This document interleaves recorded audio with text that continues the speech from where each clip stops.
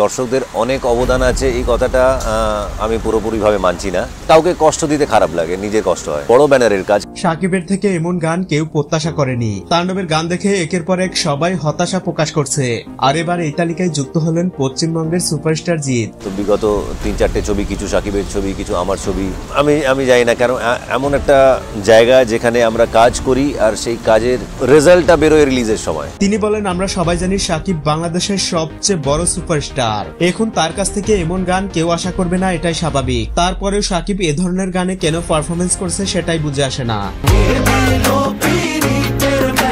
অবশ্যই একদিক থেকে বিবেচনা করলে জিতের এই কথাগুলো রাইট আছে। শুধু তিনি একাই নন, দেশের অনেক শাকিব ভক্তর কাছেও বিষয়টা এমনই মনে হয়েছে। কারণ এই গানটিতে যে লিরিক্স ব্যবহার করা হয়েছে এটা কোনো মতেই বর্তমান জেনারেশনের সাথে যায় না। না আছে কোনো ভালো সুর আর না আছে কোনো ভালো সংলাপ। এই গানটিতে শাকিব খান ছাড়া যদি দেশের অন্য কোনো নায়ক থাকতো তাহলে ঠিক ছিল, বাট তার মতো এত বড় মেগাস্টারের কাছ থেকে এটা কেউ ডিজার্ভ করে না।